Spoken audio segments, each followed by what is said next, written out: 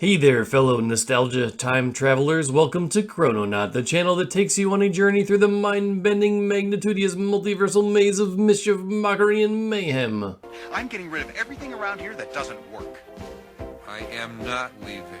Today, we're diving into the world of lasagna with Garfield and friends. Yeah, that fat cat who hates Mondays? He's not alone in this animated madness from 1988. So, grab your favorite plush OD and learn some crazy trivia about Garfield and friends. Now let's get into it. 1. Mark Evanier became the showrunner by chance, shifting from a proposed Michael Jackson animated show, ultimately leaving his mark on the beloved Garfield and Friends series.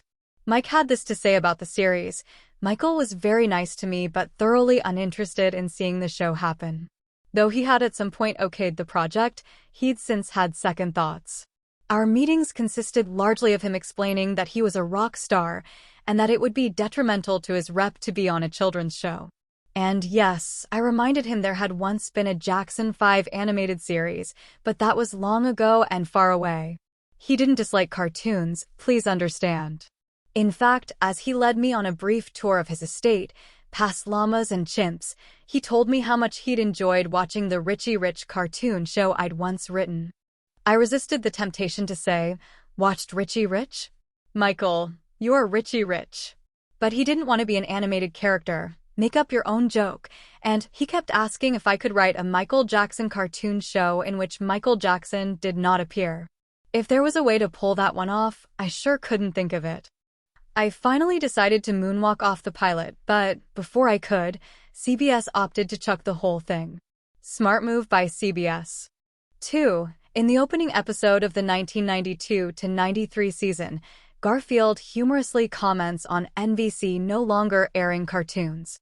They had actually stopped airing cartoon in 1992 and focused on live action instead, largely due to the success of Saved by the Bell. 3. Initially, creator Jim Davis intended to base a series on his U.S. Acres comic strip.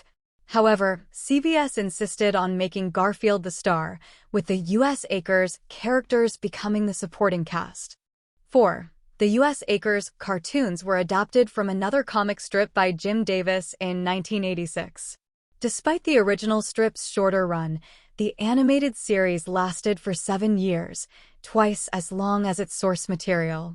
5. Wade's inner tube in the series usually mirrors his own expressions, adding a humorous touch to his character. 6. John, Garfield, and OD reside in Muncie, Indiana, the hometown of Garfield creator Jim Davis. 7. Lanolin, the female sheep from U.S. Acres, shares her name with an oily secretion found in sheep wool, adding a playful nod to real-life sheep characteristics. 8. Jim Davis named Garfield's owner John Arbuckle after seeing the name in a coffee commercial, connecting it to the founders of Arbuckle's Coffee. 9. The Garfield Quickies segments were often direct adaptations from the comic strips, maintaining the humor and charm of Jim Davis's original creations. 10. Garfield's girlfriend is named Penelope in the animated series, contrasting with Arlene in the comic strip, but Arlene does have a cameo in Season 4. Penelope is beige while Arlene is pink.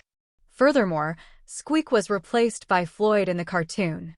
11. In a U.S. Acres episode, Fortune Cookie, a calendar shows Garfield celebrating his 10th birthday, aligning with the character's comic strip debut. 12. Sheldon, a character in U.S. Acres, doesn't have a birthday because he never hatched completely.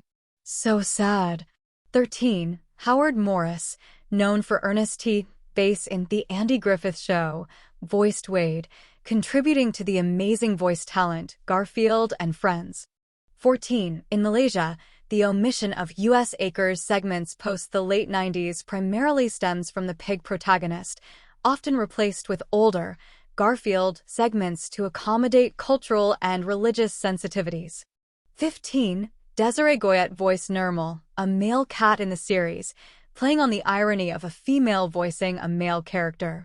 However, in a few instances Nermal has been portrayed as female, notably in the Latin American dub of the series and in some video games such as Garfield's Defense. 16. Pat Buttram, Cactus Jake's voice actor, sadly passed away during Season 7's production, marking his final appearance in the show.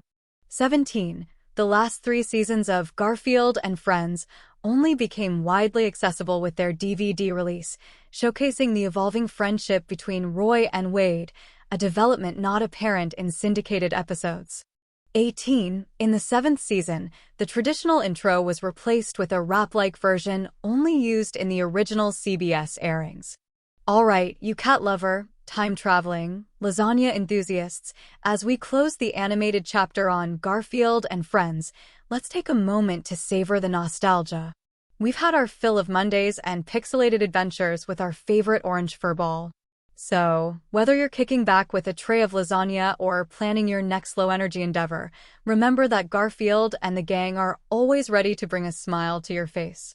Keep those lazy, hazy memories close, and until the next lazy afternoon, stay laid back, stay Garfield, and keep those lasagna dreams alive.